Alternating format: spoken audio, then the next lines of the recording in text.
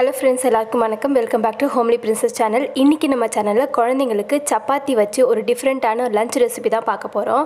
இந்த ரெசிபி பார்த்திங்கன்னா குழந்தைங்க சரியாக மோஷனே போகாமல் இருப்பாங்க இல்லையா, அவங்களுக்குலாம் இந்த மாதிரி கொடுக்கலாம். முக்கியமாக குழந்தையோட உடம்புல சின்ன சின்ன கட்டி மாதிரிலாம் வரும் இல்லையா, அப்போல்லாம் இந்த மாதிரி நீங்கள் இந்த ரெசிபி செஞ்சு கொடுக்கும்போது கொஞ்சம் கொஞ்சமாக அவங்களுடைய பாடி ஹீட்டு வந்து கண்ட்ரோல் ஆகும். ஸோ இதுக்கு என்னெல்லாம் பொருள் தேவைன்னு பார்க்கலாம்.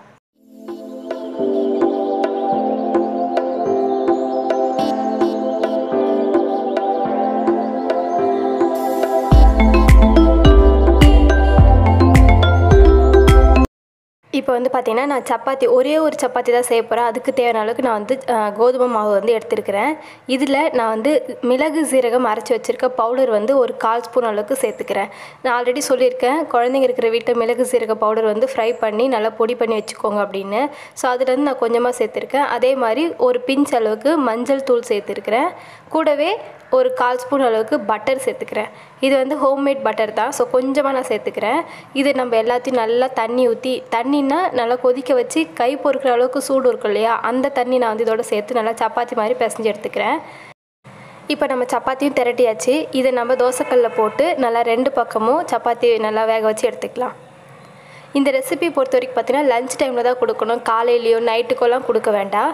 இது வந்து பாடி ஹீட்டை கண்ட்ரோல் பண்ணுறதுக்காக நம்ம முக்கியமாக கொடுக்கறதுனால மதியத்தில் கொடுக்குறது ரொம்ப பெஸ்ட்டாக இருக்கும்.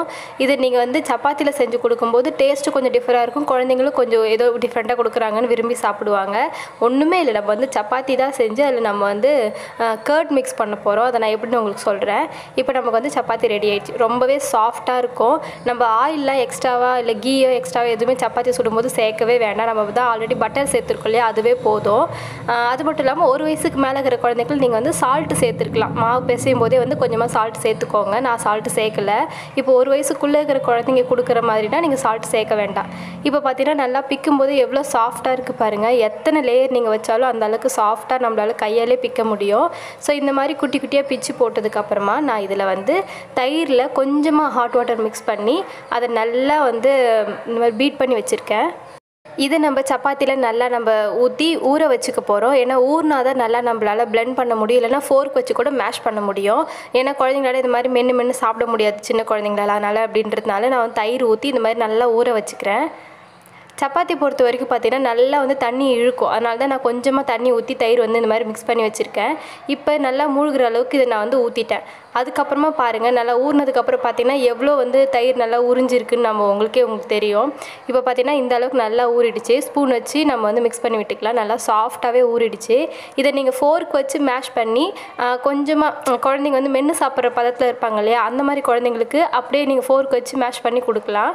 ஆனால் ரொம்ப மென்று சாப்பிட முழுங்க முடியாத கஷ்டப்படுற குழந்தைங்களுக்குலாம் நீங்கள் வந்து மிக்ஸி ஜாரில் ட்ரான்ஸ்ஃபர் பண்ணி அதை நீங்கள் அரைச்சி கொடுத்தா தான் பெஸ்ட்டாக இருக்கும்.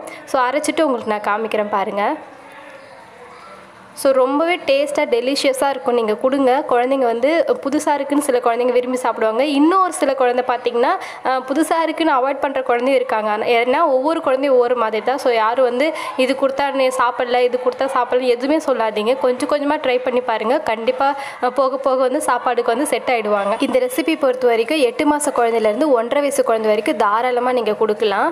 அதுக்கு மேலே நீங்கள் வந்து பார்த்திங்கன்னா இதெல்லாம் இந்த மாதிரி கொடுக்க வேண்டாம். அவங்களுக்கு நம்ம வந்து ஒரு 2 வயசுக்கு மேலானாலே குழந்தைங்களுக்கு உங்கள் வீட்டு சாப்பாட்டே பழக்கப்படுத்துங்கன்னு தான் நான் சொல்லுவேன். ஸோ அவ்வளோதான். உங்களுக்கு ஏதாவது டவுட் இருந்தால் கமெண்ட்டில் கேளுங்க, நான் ரிப்ளை பண்ணுறேன். அடுத்த வீடியோவில் பார்க்கலாம். பாய்.